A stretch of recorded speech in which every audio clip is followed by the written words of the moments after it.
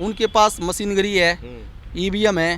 Bharatiya Janata party का काम क्या है कि भाईचारा तोड़ो और सरकार बनाओ। हरियाणा के अंदर भारतीय जनता पार्टी के जो लोग हैं वो भाईचारा खराब करने की बात करते हैं, भाईचारे को तोड़ने की बात करते हैं और उसी चीज का भारतीय जनता पार्टी फायदा उठा रही है। अब की बार हरियाणा के अंदर लंगड़ी सरकार आएगी। किसान का बेटा नेता नहीं बन सकता, किसान का बेटा विधायक नहीं बन सकता, किसान का बेटा एमपी नहीं बन सकता। कि हमारे हरियाणा के अंदर आने वाले टाइम पे वो समय ना देखना पड़े किसी माँ का लाल चला जाए। तो ना कोई कांग्रेस का कोई नेता उस माँ का लाल पैदा कर सकता है, ना बीजेपी वाला पैदा कर सकता। इस हरियाणा प्रदेश को तोड़ने की अगर कोई बात करता है उसके खिलाफ सख्त कार्रवाई, देशद्रोही का मुकदमा लगना चाहिए। 1 अक्टूबर को हरियाणा में चुनाव होने हैं और 4 अक्टूबर को मतगणना है। इसको लेके एक गहमा गहमी का माहौल है कि इस बार भाजपा जो है वहाँ काफ़ी कमज़ोर है, एंटी इनकम्बेंसी है। तो इस बार जो है कांग्रेस का मुकाबला वहाँ कांग्रेस से ही है। हमारे साथ है राजनीतिक विश्लेषक हरपाल सिंह जी हैं। तो सर क्या कहना चाहेंगे, इस बार कांग्रेस का मुकाबला कांग्रेस से है या कांग्रेस का मुकाबला भाजपा से है? देखिए, मैं आपके चैनल नेशनल दस्तक की तरफ से हरियाणा प्रदेश की राजनीति की बारीकी से मैं बताना चाहूँगा। हरियाणा के अंदर जो राजनीति की बारीकी से जो मुझे जानकारी है और मैंने एक हल्के को बारीकी से परखा है, एक हल्के को बारीकी से मैंने समझा है किसकी जितनी संख्या उसकी कितनी हिस्सेदारी है। मैं बात करता हूँ कांग्रेस पार्टी की। अगर कांग्रेस पार्टी, हमारी पार्टी कांग्रेस पार्टी की एक हवा है हरियाणा के अंदर, हरियाणा के अंदर इतनी ज़बरदस्त हवा है कांग्रेस पार्टी की। एक तरफा तूफान की तरह लहर चल रही है और जब तूफान की तरह जो लहर चल रही है हरियाणा प्रदेश के अंदर, हर बच्चा, हर नागरिक के मुंह पे एक आवाज़ है कि अब की बार तो कांग्रेस की सरकार आएगी। लेकिन बात आके कहाँ घूम फिर के रुक जाती है, जब दिल्ली के दरबार में आते हैं। जब दिल्ली के दरबार में आते हैं, चाहे शैलजा जी की कोठी पे जाइए, चाहे हुड्डा जी की कोठी पे जाइए, चाहे अपने श्रीनिवास के ऑफिस पर आइए, युवा जो है ना, हमारे युवा की जो आवाज़ है, युवा की बुलंदी जो हैसियत है, वो एक राजनीति में एक नया सितारा होता है। बिल्कुल। राहुल गांधी भी जी युवा की बात करते थे। आपके यूथ कांग्रेस के अध्यक्ष श्रीनिवास जी भी एक युवा के अध्यक्ष है। लेकिन मुझे एक बात समझ में नहीं आती, देश के अंदर इस राजनीति व्यवस्था में हरियाणा प्रदेश के अंदर खासकर जो हमारा एनसीआर हरियाणा प्रदेश जो दिल्ली का सटा हुआ है, कि हमारा युवा भटक रहा है। तो मुझे ये संदेश आपके चैनल से मैं देना चाहता हूँ, अगर मेरी बात अगर राहुल गांधी जी भी सुन रहे हैं और भूपेंद्र सिंह हुड्डा जी भी सुन रहे हैं, शैलजा जी भी सुन रहे हैं, हाईकमान भी सुन रहा है, तो मेरा आपसे ये निवेदन है कि कांग्रेस पार्टी में भाईचारा एकजुटता से बना रहे, क्योंकि हर विधानसभा से 50-60 नॉमिनेट फॉर्म अप्लाई किए हुए हैं। बिल्कुल। अगर वो 50-60 नॉमिनेट अप्लाई किए हुए फॉर्म हैं, अगर वहाँ टिकट तो एक को मिलेगी। जी हाँ। अगर एक को टिकट मिलेगी, मेहनत 50 ने कर रखी है, तो देखिए टिकट तो स्वाभाविक एक है। बिल्कुल।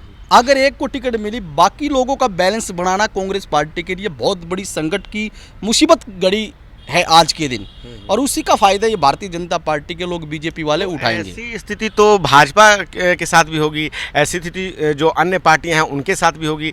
आप कांग्रेस को लेके ये बात ज़्यादा जोर दे रहे हैं? मैं इसलिए जोर दे रहा हूँ क्योंकि अभी चुनाव की डेट फिक्स हुई है 1 अक्टूबर को और 4 को रिजल्ट आएगा। अब भी चुनाव का फॉर्म इम्प्लीमेंट नहीं हुआ, कोई टिकट नहीं हुई, तो जो मारामारी है टिकटों की वो कांग्रेस पार्टी में ही है। भारतीय जनता पार्टी का जो संगठन है, भारतीय जनता पार्टी की संगठन में उसी की चलती है, जो आप समझते हो जिसकी चलती है, उसके आगे कोई कान ही नहीं मारता। उन्होंने जो फैसला दे दिया वो दे दिया। उनका विरोध हो सकता है, मैं मानता हूँ उसकी पार्टी में, लेकिन इतना विरोध नहीं है जितना अपनी कांग्रेस पार्टी में विरोध है। तो मेरा ये निवेदन है, क्योंकि हरियाणा के अंदर भारतीय जनता पार्टी के जो लोग हैं वो भाईचारा खराब करने की बात करते हैं, भाईचारे को तोड़ने की बात करते हैं और उसी चीज़ का भारतीय जनता पार्टी फायदा उठा रही है। तो मैं ये चाह रहा हूँ कि हमें, हमारी पार्टी कांग्रेस पार्टी ने इस पर विचार करके उन नुमाइंदों को टिकट देना चाहिए जो पब्लिक ग्राउंड लोगों के बीच में रहता हो और वो लोगों के दुख सुख, दुख तकलीफ में रहता हो। ऐसा नहीं है कि अगर आपने टिकट आज मांगी है 3 दिन से आप पब्लिक में घूम रहे हो, नहीं, पब्लिक के बीच में रहने वाले व्यक्ति को टिकट अगर आप दोगी, अगर वो चाहे किसी भी धार्मिक स्थल से आता हो, लेकिन पब्लिक की सेवा के बीच में जो आदमी रहता हो, टिकट का हक पहले उसका है। मैं समझ गया आपकी बात कि जो जनता के लिए काम कर रहा है, जो जनता की बात कर रहा है, जो जनता के लिए दिन रात ग्राउंड पे लगा हुआ है, उनको टिकट मिलना चाहिए। हाँ। भाजपा इस चुनाव में कहाँ है? 10 साल की सरकार उन्होंने जो है कार्यकाल पूरा किया है और तीसरे चुनाव में जा रहे हैं, फिर से कह रहे हैं कि हम तीसरी बार जो है बहुमत से सरकार बनाएंगे। आप वहाँ के हैं, क्या लगता है कितना सच है उनके इस दावे में? देखो, उनकी बात सच्चाई है, उनकी बात में दम है, मैं मानता हूँ, क्योंकि उनकी बात में इतना दम है। अगर वो कहते हैं ना, वो जो कहते हैं तो करके दिखाते हैं। उनके पास मशीनरी है, ईवीएम है, उनके पास प्रजातंत्र है, डेमोक्रेसी के लिए जो संविधान है। मतलब आप कह रहे हैं कि पावर, मनी और सब कुछ उनके पास है, उनके पास उनके कार्यकर्ता हैं, एक अच्छी खासी विशाल पार्टी है, ये सारी उनके पास सब कुछ है। लेकिन हमारे पास उनसे भी ज़्यादा कारमा है, लेकिन हम अपने कार्य को नहीं समझ पा रहे, क्योंकि किसको टिकट दी जाए, किसको नहीं दी जाए। क्योंकि मैं माननीय राहुल गांधी जी से निवेदन करना चाहता हूँ, राहुल गांधी जी, मैं टिकट नहीं मांगता, ना मैं टिकट की फोर्स करता, ना मैं बीजेपी पार्टी का कोई सदस्य हूँ, ना मैं कांग्रेस पार्टी का सदस्य हूँ। मैं पहले जानकारी के लिए मैं आपको ये बता देता हूँ, कभी आप ये कहो मैं कांग्रेस की तारीफ कर रहा हूँ तो मैं कांग्रेस का कार्य करता हूँ, बीजेपी का कार्य करता हूँ तो मैं बीजेपी की, मैं कोई सी पार्टी का कोई सदस्य, कोई कार्यकर्ता नहीं हूँ। लेकिन मैं हरियाणा के बीच में, हरियाणा के लोगों के बीच में जो बारीकी से मैं जानता हूँ, देखिए, अब की बार हरियाणा के अंदर लंगड़ी सरकार आएगी, अगर जैसे ही चलता रहा तो। अगर हरियाणा के अंदर अगर लंगड़ी सरकार की अगर बात आएगी ना, तो और लंगड़ी सरकार में बीजेपी ही जोड़ तोड़ करके। अच्छा, अभी जो लोकसभा के चुनाव हुए, तो उसमें संविधान बचाने की लड़ाई का दावा हर पार्टी ने किया। चुनाव संपन्न हुए, कांग्रेस को फ़ायदा हुआ, कांग्रेस 50 से सीधे 100 पे पहुंच गई, और जो है भाजपा ने अपना बहुमत भी खो दिया, जो कि उन्हें ऐसा कुछ भी लग नहीं रहा था। अब हरियाणा में चुनाव है और कहा जा रहा है कि इस चुनाव में, जो पिछला लोकसभा चुनाव जो ख़त्म हुआ है, उसमें SC ST जो पिछड़े और अति पिछड़े लोग हैं, उन्होंने भाजपा को नुकसान पहुँचाया, क्योंकि संविधान को वो नुकसान बदलने की बात कर रहे थे। क्या लगता है हरियाणा विधानसभा में भी कुछ ऐसा होने जा रहा है? इसकी मैं जानकारी विशेष तौर पे बताना चाहता हूँ। हरियाणा में जब लोकसभा का चुनाव था, संविधान बचाने की बात थी।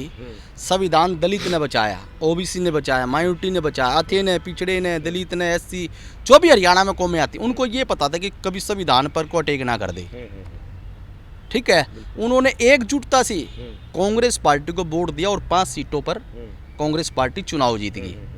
लोग बोलते हैं कि नहीं, ये तो राहुल गांधी का चेहरा था, नहीं ये तो शैलजा जी का चेहरा था, ये तो सूर्य, ये चेहरा किसी का नहीं था। जनता ने संविधान के नाम से वोट दी है, और संविधान की ताकत से 5 सीट जो कांग्रेस पार्टी को, राहुल गांधी जी के और कांग्रेस पार्टी के हाथ मजबूत किए हैं, वो इसलिए किए थे भी ठीक है, 10 साल अगर किसी को देखा है तो ईब की बार हम राहुल गांधी पर विश्वास किया जाए। राहुल गांधी पर विश्वास इसलिए किया, राहुल गांधी जी एक लाल किताब को लेके, संविधान की किताब को लेके वो जगह जगह यही प्रचार करते थे कि ये संविधान को खत्म करेंगे, संविधान हम बचाएंगे। ठीक है, लेकिन बीजेपी उस चीज में माहिर थी। बीजेपी ने ऐसा खेला किया, हरियाणा के अंदर ऐसी समाज को बांट दिया गया, ऐसी समाज को बांट दिया। सुप्रीम कोर्ट ने उन्हीं के कहने से जो है ना नोटिफिकेशन जारी कर दिया।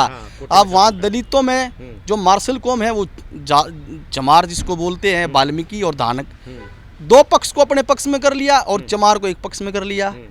तो अब जो है ना वो घटनाएं दिन प्रतिदिन बढ़ती जा रही है। एक मेरे राड़दाना गांव में शायद अभी 2-3 दिन की बात हुई है, वहाँ पे भी एक मर्डर हुआ है हरियाणा के अंदर, और 2-4 मामले मेरे पास आए हैं कि झगड़े होते हैं, झगड़ों में चोट फेड़ होती है। दलितों में इतना रोष है कि वो एक दूसरे को गाली देने में लग रहे हैं।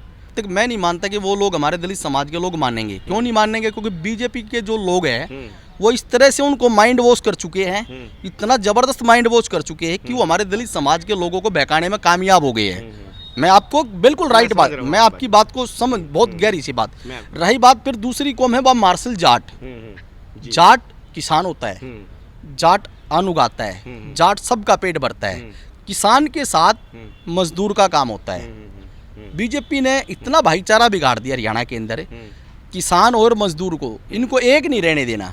तो मैं अपील करना चाहता हूँ, आज राकेश डकैत से भी अपील करना चाहता हूँ, आज ही हरियाणा के नेताओं से भी मैं अपील करना चाहता हूँ, हरियाणा की खाबों से भी मैं अपील करना चाहता हूँ कि इस भाईचारे को अगर कहीं तोड़ने की कोई बात करता है, अगर इस भाईचारे को कोई बिगाड़ने की कोई बात करता है, हमारी खापें इकट्ठी हो जानी चाहिए। हमारा जो हमारा जो नेता हैं, जो भी अन्य किसी भी दल में हो, वो सब इकट्ठे हो गए, सबसे पहले इस भाईचारे को रोका जाए। क्योंकि भारतीय जनता पार्टी का काम क्या है कि भाईचारा तोड़ो और सरकार बनाओ। अगर वो उसमें कामयाब हो गए, अगर वो कामयाब हो गए तो आप देखना निश्चित रूप से कांग्रेस की सरकार नहीं बनेगी, फिर भारतीय जनता पार्टी ही सरकार बनाएगी। चलिए एक आखिरी सवाल, अभी आपने बातचीत में किसानों का जिक्र किया। किसान आंदोलन एक बहुत बड़ा मुद्दा रहा पिछले जो सेकंड मोदी जी का कार्यकाल था, उसमें किसान आंदोलन हुए, उसमें 750 किसानों की जान गई। फिर मोदी सरकार ने जो उस कानून को वापस ले लिया और अभी SC/ST का मुद्दा छाया हुआ है। लेकिन किसानों का मुद्दा भी जो है, किसान आंदोलन ने पूरे मोदी सरकार को सबसे ज़्यादा डैमेज किया, एक आम आदमी की नज़र में भी, कि किसानों की हित ऐसी नहीं है और किसान भी वहाँ एक बहुत बड़ा मुद्दा है। क्या कहना चाहेंगे उनके मुद्दे पर, वो किधर जाएंगे इस बार? देखिए, किसान की बात वो करता है जो किसान की आवाज़ उठाए। क्या किसान का बेटा नेता नहीं बन सकता? बन सकता है। किसान का बेटा विधायक नहीं बन सकता? बन सकता है। किसान का बेटा MP नहीं बन सकता? क्या मैं भारतीय जनता पार्टी या कांग्रेस पार्टी, दोनों पार्टियों से मैं सवाल करूं, क्या किसान का बेटा कोई लोकसभा में इन्होंने भेजा है? आप मुझे बताइए, आप एक आदमी मुझे बताइए। क्यों? किसान की वोट लेना स्वाभाविक बात है, और जब किसान की बात आए, किसान के साथ मत खड़े होना। ये तो जब से ये परंपरा चल रही है, जब से देश आज़ाद हुआ है, किसान को आज तक कुछ नहीं मिला। ना तो किसान को कोई MSP मिली, ना किसान की कोई लागत मिली आज तक। जितना किसान खेत में लगाता है उतना भी दाम नहीं मिलता। तो किसान तो अलाचार है, किसान के साथ मजदूर भी अलाचार है। तो मैं ये कहना चाह रहा हूँ, किसान और दलित, हरियाणा के अंदर किसान व दलित है। दलित किसी भी को दलित होता है, पीड़ित है, शोषित है, जो भी है, जो किसान है और वो किसान है। हाँ, किसान उनका दोनों का कैंपेन एक परिवार का रिश्ता होता है, परिवार का, घर परिवार का, दुख सुख का रिश्ता होता है। लेकिन भारतीय जनता पार्टी ने जिस तरह से इनका तोड़ने का काम किया है, मेरी अपील है जितने भी कांग्रेस के नेता हैं, चाहे कोई भी नेता हो, चाहे वो कार्यकर्ता क्यों ना हो, हर घर जाएं कि इस भाईचारे को हमें कायम बना के एक मिसाल पैदा करनी है, ताकि भारतीय जनता पार्टी ने जहाँ जहाँ, चाहे UP हो, उत्तर प्रदेश में हिंदू मुसलमान की बात करी, गुजरात में पटेल अन्य पटेलों की बात करी, इस तरह से अगर भारतीय जनता पार्टी हरियाणा में अगर कामयाब होगी, तो मैं ये समझता हूँ कि हमारे हरियाणा के अंदर आने वाले टाइम पे वो समय ना देखना पड़े किसी माँ का लाल चला जाए, किसी माँ का लाल चला जाए। तो ना कोई कांग्रेस का कोई नेता उस माँ का लाल पैदा कर सकता, ना BJP वाला पैदा कर सकता। लेकिन अगर इस देश को, इस हरियाणा प्रदेश को तोड़ने की अगर कोई बात करता है, उसके खिलाफ सख्त कार्रवाई, देशद्रोही का मुकदमा लगना चाहिए, पहली बात मेरी। और दूसरी बात, अगर राजनीति व्यवस्था तो आई, आज है कल नहीं है, राजनीति तो आई गई चीज़ है, लेकिन इस पर पहल कौन करेगा, इस पर नेता कौन पहल करेगा? ये अगर ये पहल करेगा, उनकी कहूँगा तो उनकी वोट टूट जाएगी, उनकी कहूँगा तो उनकी वोट टूट जाएगी। नहीं, दलित तो दलित होता है। देखो, मैं स्वाभाविक बात करता हूँ, चौधरी अभय सिंह चौटाला की मैं इज्जत करता हूँ, क्योंकि चौधरी अभय सिंह चौटाला दौड़ता है विधानसभा में, लोगों के दिल पे हरियाणा में राज भी करता है। एक विधायक सब पर भारी भी होता है, सब पे भारी भी है। लेकिन मैं चौधरी अभय सिंह चौटाला को मैं सलूट भी करता हूँ, सलाम भी करता हूँ। वो इसलिए करता हूँ, उन्होंने जब किसानों पर कोई बात आई तो आगे खड़ा आया। किसी भी किसान के ऊपर बात आई, वो पहला एक ऐसा विधायक था जिन्होंने इस्तीफा देकर दोबारा विधानसभा आया। ठीक है, किसानों ने उसका साथ दिया, उन्होंने किसानों की वजह से इस्तीफा दिया। मैं ये समझता हूँ अब की बार इनेलो पार्टी कुछ बढ़त में है, उसके साथ बहन जी है। देखिए, बहन जी ने भी उसके साथ समर्थन किया है, कुछ सोच समझ के तो किया नहीं है। लेकिन अगर भूमिका में, अगर सरकार में अगर इनरोल एंटी वैक्सी अगर को बनाएगा, तो वो अभय चौटाला ही बनाएगा, इसमें कोई दो राय नहीं है। बहन मायावती जी और इनेलो का फायदा है, उनका फायदा है इसमें। देखो, मैं घुमा फिरा के आपसे बात करूं, कोई फायदा नहीं, क्योंकि उनका भी अपना वजूद है, उनका भी अपना स्टैंड है। जब आदमी खुद अपनी ताकत पे MLA बन सकता है तो कोई छोटी बात नहीं। इंडियन नेशनल लोकदल पार्टी का जो ओहदा, वो चौधरी देवीलाल का लगाया हुआ पौधा है, और दुष्यंत चौटाला का जो पौधा है वो हरियाणा की जनता ने उखाड़ भगाया। और हरियाणा के अंदर देवीलाल की अगर कोई बात करे, वारिस अगर कोई सच्चाई की बात करे, तो अभय चौटाला को लोग बोलते हैं, क्योंकि उनकी अपनी पार्टी है। उनकी पार्टी 36 पार्टी कमेरे की पार्टी है, हम किसी पर आरोप नहीं लगा रहे। रही बात कांग्रेस की हमारी सरकार बन सकती है अगर कांग्रेस में ये भाईचारा और ये कांग्रेस के लीडरशिप अगर एकजुट हो गए और आम लोगों को अगर टिकट देते हैं, कार्यकर्ताओं को, तो निश्चित तौर पे मैं ये कहता हूँ 50 से 60 सीट कांग्रेस की आएगी। अन्य सर अगर टिकट अगर उन्होंने गलत तरीके से बांटी तो मेरा आंकड़ा है 35 से 40 के बीच में टिकट आएगी। ये मेरा धन्यवाद। चलिए ठीक है सर, आपने हमसे बात की, बहुत बहुत शुक्रिया। धन्यवाद। तो हमारे साथ थे हरपाल सिंह जी, जिन्होंने अपना एक राजनीतिक विश्लेषण दिया, किसानों, दलितों और हर मुद्दे पे इन्होंने बात की। क्या है आपकी राय इस बातचीत पे? आप अपनी राय हमें कमेंट में ज़रूर बताएं। मैं रंजय कुमार, कैमरामैन आशीष के साथ, नेशनल दस्तक। धन्यवाद।